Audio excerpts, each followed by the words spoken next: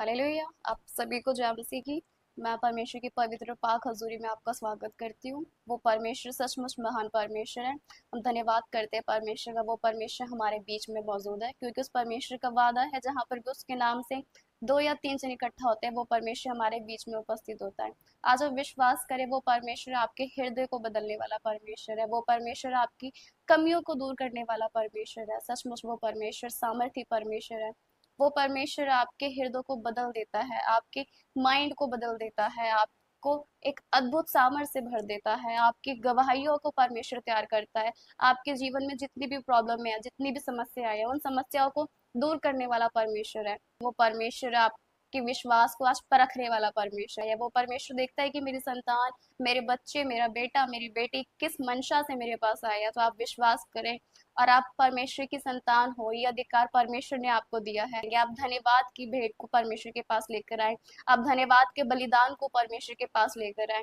वो परमेश्वर देखता है सचमुच कि आपकी क्या मंशा है, आप किस विचार से परमेश्वर के पास आए हैं। क्या आप परमेश्वर से सिर्फ लेने आए हैं, या परमेश्वर को अपना समर्पण देने आए हैं। तो परमेश्वर आपसे समर्पण चाहता है। जितने भी लोग इस टाइम मुझे देख रहे हैं, ऑनलाइन मुझे देख रहे हैं, आप जहां से भी देख रहे हैं, आप जिस भी जगह से देख रहे हैं, आप चाहे देश के किसी भी कोने से देख रहे हैं, वो परमेश्वर सचमुच आपको आज ब्लेस करने वाला है। वो अपनी आत्मा से भरने वाला परमेश्वर है, अपने सामर्थ्य से भरने वाला परमेश्वर है। आज आप जितनी भी प्रॉब्लम में हो, जितने भी समस्याओं में हो, वो परमेश्वर आपकी प्रॉब्लमों को, आपकी समस्याओं को दूर करने वाला परमेश्वर है, आपको चंगा करने वाला परमेश्वर है।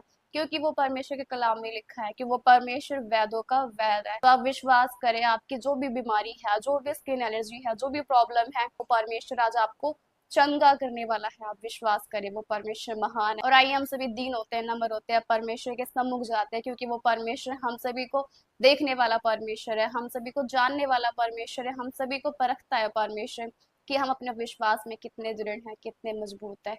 आइए, हम सभी जन अपने हाथों को ऊपर उठाएंगे। सभी जन अपने हाथों को ऊपर उठाए और अपने आप को दीन करे, अपने आप को नम्र करे। धन्यवाद करते हैं मेरे परमेश्वर इस दिन के लिए, प्रभु इस समय के लिए मेरे परमेश्वर जो आपने हमें दिया। प्रभु जी सचमुच पिता परमेश्वर, इस समय मेरे खुदावन, मेरे जीवित परमेश्वर, मैं आपकी बेटी खुदा दुआ करती हूँ प्रभु जी।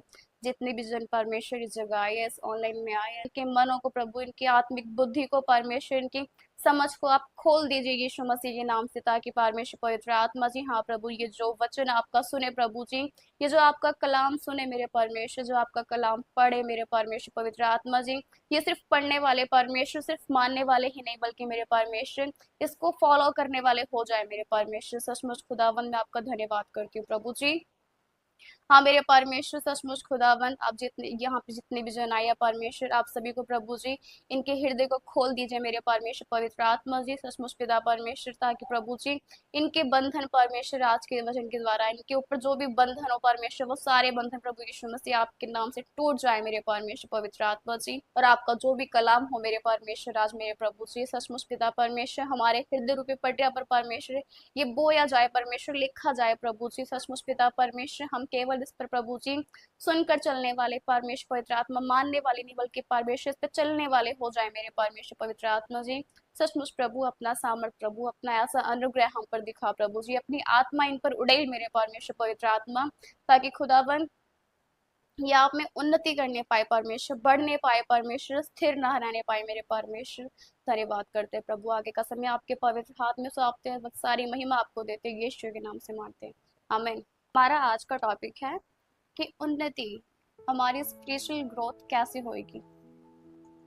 हम परमेश्वर की ग्रोथ में क्यों रुक जाते हैं, क्यों हम परमेश्वर की ग्रोथ में बढ़ नहीं पाते। तो हम देखेंगे, आज हम पढ़ेंगे दूसरा पतरस 3:18। और हमारे प्रभु और उद्धारकर्ता यीशु मसीह के अनुग्रह और पहचान में बढ़ते जाओ, उसी की महिमा अब भी हो और युगान युग तक होती रहे। यहाँ पे परमेश्वर क्या बताते हैं, हमारे प्रभु और उद्धारकर्ता यीशु मसीह के अनुग्रह में बढ़ते जाओ। तो आज हम मसीह क्या करते हैं, आज हम मसीह बस बढ़ नहीं पाते। हम डेली आ तो रहे हैं प्रभु में, आ रहे हैं, वचन पढ़ रहे हैं, वचन सुन रहे हैं, पर आके चले जाते हैं, उस चीज को फॉलो नहीं करने पाते। जैसे हम शरीर में बढ़ रहे हैं ना, जैसे एक पौधा है, एक पौधे को अगर मिट्टी मिले तो वो पौधा बढ़ेगा। अगर उसको सूरज की रोशनी मिल रही है, पानी मिल रही है, अगर उसे सब चीज प्रोवाइड हो रही है, तो वो पौधा धीरे धीरे बढ़ता जाएगा। वैसे हम मसीह लोग हैं। अगर हम मसीह में सिर्फ आ रहे हैं, सिर्फ वचन सुन रहे हैं, वचन सुन के उसको मनन नहीं कर रहे, उसको याद नहीं कर रहे, उसको पढ़ नहीं रहे, हम उस चीज को अपने जीवन में लागू नहीं कर रहे, सिर्फ पढ़ के छोड़ दे रहे हैं। जैसे मान लो अगर हमने वचन पढ़ा, वचन पढ़ने के बाद हमने सिर्फ पढ़ा और पढ़ने के बाद बाइबल बंद करके रख दी, पर जो हमने पढ़ा हम उसको अपने ऊपर लागू नहीं कर पा रहे, तो क्या हम ऐसे मसीह में बढ़ पा रहे हैं? नहीं, ऐसे हम मसीह में बढ़ नहीं पा रहे। तो हमें क्या करना है? हमें मसीह में बढ़ना है। क्या कहता है परमेश्वर का वचन? पर हमारे प्रभु और उद्धारकर्ता यीशु मसीह के अनुग्रह और पहचान में, अनुग्रह में बढ़ने का क्या मतलब है? प्रार्थना, आप प्रार्थना तो करते हैं, कई विश्वासी है जो प्रार्थना तो करते हैं, उन्हें बहुत ज्यादा गुस्सा आ जाता है, उनमें बुरी आदत है, तो प्रार्थना करने के बाद भी अगर आप में गुस्सा आ रहा है, अगर आप में बुरी आदत है, तो इसका मतलब है कि आप प्रभु में बढ़ नहीं रहे, आप प्रभु में स्थिर हो चुके हो, आप जहाँ पे आए थे आप उसी जगह पे हो।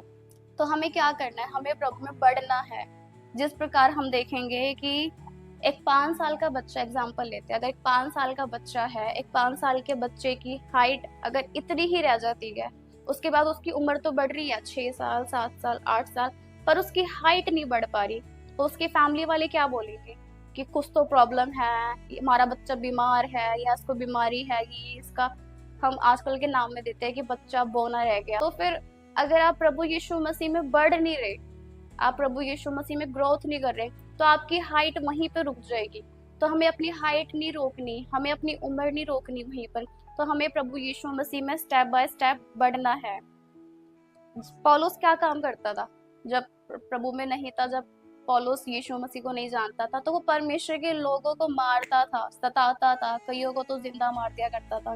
तो वो परमेश्वर के लोगों को बहुत ही ज्यादा तड़पाता था, सताता था। तो परमेश्वर ने उसे बोला, हे पौलुस तो क्यों मुझे सताता है? कि पौलुस जो है वो परमेश्वर को तो नहीं सताता था ना। पौलुस किसको सताता था? पौलुस सताता था परमेश्वर के लोगों को। पर परमेश्वर ने बोला, हे पौलुस तो मुझे क्यों सताता है? यानी पौलुस परमेश्वर के लोगों को सता रहा है, पर जो परमेश्वर के लोग हैं वो परमेश्वर के अपने हैं, इसलिए परमेश्वर ने बोला कि पौलुस तो मुझे क्यों सताता है ना। तो उसी टाइम क्या हुआ? उसी टाइम पौलुस वही जमीन पे गिर गया, उसकी आंखों की रोशनी चली गई, है ना। तो जब पौलुस परमेश्वर के ज्ञान में बढ़ा, जब पौलुस परमेश्वर की बुद्धि में बढ़ा, जो स्पिरिचुअल पावर है, तो वो पावर उसकी एक्टिव हुई। उस टाइम पे उसने क्या करा? पौलुस ने वो परमेश्वर में आगे बढ़ा। जब वो परमेश्वर में आगे बढ़ा, तब उसके द्वारा बहुत ही बड़े बड़े काम हुए। पौलुस के द्वारा उसने बहुत ही रूहों को बचाया, उसने बहुत ही लोगों की जान बचाई, उसने बहुत ही परमेश्वर के राज्य के काम करे। तो अनुग्रह में बढ़ना, परमेश्वर में बढ़ना, परमेश्वर में बढ़ने का क्या मतलब है? कि हम बाइबल पढ़ रहे हैं तो हम परमेश्वर में बढ़ रहे हैं, अगर हम प्रार्थना कर रहे हैं तो हम परमेश्वर में बढ़ रहे हैं? नहीं। कई बार ऐसा होता है कि हम प्रार्थना कर तो रहे हैं, हम बाइबल पढ़ तो रहे हैं, पर हम परमेश्वर में बढ़ नहीं रहे। क्यों? इसलिए नहीं बढ़ रहे क्योंकि बढ़ने का मतलब ये नहीं है कि हम बाइबल पढ़ेंगे या वचन पढ़ेंगे या परमेश्वर में प्रार्थना करेंगे हम तभी बढ़ेंगे। बढ़ने का मतलब है कि हमारी जो आध्यात्मिक शक्ति है, हम आध्यात्मिक रूप से बढ़ रहे हैं कि नहीं। हमें इस समय आध्यात्मिक रूप से बढ़ने की जरूरत है। तो हम मसीह क्या करते हैं? हम बस चर्च में आएंगे, आने के बाद प्रचार सुनेंगे, वचन सुनेंगे, उसके बाद जो हमने सीखा है उसको अपने लाइफ में लागू नहीं करेंगे। जैसे हमने सीखा है कि गुस्सा नहीं करना, हमने आके सुन तो लिया चर्च में कि हाँ हमें गुस्सा नहीं करना, हमें क्रोध नहीं करना। परमेश्वर का कलाम कहता है, बाइबल बताती है, अगर तुम क्रोध कर रहे हो तो सूर्य अस्त होने तक तुम्हारा क्रोध ढल जाए, यानी शांत हो जाए। पर तुम तो किसी से इतने गुस्सा हो कि तुम एक एक महीने बात नहीं कर रहे हो उससे। कई बार लोगों का ये होता है कि भाई विश्वासी के लोग ऐसा करते हैं कि उससे मेरी लड़ाई हुई है, अगर वो चर्च में आएगा तो मैं चर्च में नहीं आऊंगी, अगर मैं चर्च में आऊंगी तो वो चर्च में नहीं आएगा। तो ऐसा होता है। तो जो हमारा क्रोध है, हमारा क्रोध एक समय तक होना चाहिए बस, यानी सूरज ढलने तक हमारा क्रोध। परमेश्वर का कलाम ये भी कहता है, क्रोध तो करो पर पाप मत करो। तो क्या हम परमेश्वर में बढ़ रहे हैं? अगर हम में अभी भी ये बुरी आदत है, अगर अभी भी हम गुस्सा कर रहे हैं, तो सचमुच हम परमेश्वर में बढ़ नहीं रहे, परमेश्वर में हमारी ग्रोथ रुक चुकी है। तो आप लोगों ने क्या करना है? हमने ये करना है कि हमने गुस्सा नहीं करना, धैर्य रखना है, हर चीज में शांति रखनी है, धीरज रखना है। आइए हम आगे पढ़ेंगे। इब्रानियों 6:1, इसलिए आओ मसीह की शिक्षा कि आरंभ की बातों को छोड़ो। आरंभ की बातें क्या होती है? यानी जब हम शुरू शुरू में मसीह में आए थे तो हमें क्या सिखाया था कि हमें जो हमारा पुराना मनुष्य तब है, हम पुराना मनुष्य तब छोड़ दें और हम अपने पुराने मनुष्य तब से हट के अपने नए मनुष्य तब को पहन ले, ताकि जो हमारा पाप है, जो हमारे पुराने पाप है, वो वहीं पे खत्म हो जाए। क्योंकि परमेश्वर का कलाम कहता है, अगर तुम्हारे पाप के रंग लाल हो तब भी परमेश्वर तुम्हारे पापों के रंग को हिम के नहीं श्वेत करने वाला परमेश्वर है। क्योंकि वो परमेश्वर पापों को भी लाल रंग से श्वेत करने में सामर्थ्य रखता है। अगर आप परमेश्वर में बढ़ रहे हैं और आपको क्या करना है बढ़ते टाइम, जो आपकी शुरुआती शिक्षा है। एग्जाम्पल लेते हैं हम कि एक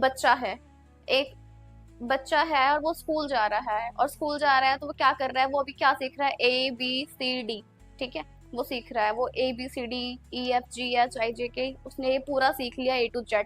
पर उसके बाद वो आगे नहीं बढ़ रहा, वो उसकी प्राथमिक शिक्षा है, यानी वो उसकी पहली शिक्षा है। उसके बाद वो आगे बढ़ेगा तो उसको स्मॉल लेटर सिखाएंगे, फिर साउंड सिखाएंगे, फिर उसको आगे बढ़ाएंगे ऐसी वोबल्स वगैरह में। तो जब वो बच्चा ABCD पर ही अटका हुआ है, वो आगे नहीं बढ़ पा रहा है, तो वो क्या करेगा? अगर उसकी लाइफ में ऐसे ग्रोथ हो नहीं पाएगी उस बच्चे की, तो आज क्या करते हैं हम, जो चर्च में आते हैं तो हम जो प्राथमिक शिक्षा है हम उसी पे अटके रहते हैं। यानी हमें अभी भी सिर्फ दूध से मतलब है, हमें वचन का ठोस भोजन की आवश्यकता नहीं है क्या? हम वचन के ठोस भोजन की आवश्यकता को हम समझते ही नहीं है, हम कि हमें ये नीड भी है। हमें प्रभु यीशु मसीह में उन्नति करनी है, हमें बढ़ना है। पतरस उसने क्या कहा था? उसने परमेश्वर का 3 बार इनकार किया था ना। तो जब पतरस ने 3 बार इनकार किया, और जो प्रभु यीशु मसीह के चेले थे उन्होंने भी क्या करा? जब प्रभु यीशु मसीह उनको बुनियादी शिक्षा देते थे, जब प्रभु यीशु मसीह साथ में थे, और जब प्रभु यीशु मसीह के चेले भी प्रभु यीशु मसीह के साथ में थे, तो उस टाइम परमेश्वर क्या करते थे? प्रभु यीशु मसीह उन्हें शिक्षा देते थे अपनी, कि उन्हें दृष्टांतों के जरिए समझाते थे। जब उस टाइम चेले अगर बुनियादी शिक्षा में ही अटके रहते तो क्या वो प्रभु यीशु मसीह जैसे बड़े बड़े काम कर पाते? नहीं ना। प्रभु यीशु मसीह ने कैसे बड़े बड़े काम किए थे? जैसे कि अंधों को दिखाना, कोढ़ियों को शुद्ध करना, लंगड़ों को चलाना, मुर्दों को जिलाना। लाजर को प्रभु यीशु मसीह ने बोला कि उठ कब्र से बाहर आ। वो जो स्त्री थी, वो स्त्री परमेश्वर के वस्त्र को छूते ही चंगी हो गई। अगर आप स्टार्टिंग में ही अटक जाओगे, अगर आप स्टार्टिंग में ही रह जाओगे, फिर आप ऐसे आगे ग्रोथ ही नहीं कर पाओगे। हम जिस जगह से आए थे हमने उसी जगह पे ही नहीं रहना। सपोज करो, मानो हम यहाँ पे आए थे, स्टार्टिंग में हमने अपने मन को फिराया, पश्चाताप करा, बपतिस्मा लिया, प्रभु को ग्रहण करा, हम यहाँ पर आए थे। पर 10 साल के बाद भी हम इसी जगह पे है। 10 साल के बाद हमें इस जगह पे होना चाहिए, पर हम इसी जगह पे है। तो क्या हम मसीह में आगे बढ़ रहे हैं? क्या हम मसीह में उन्नति कर रहे हैं?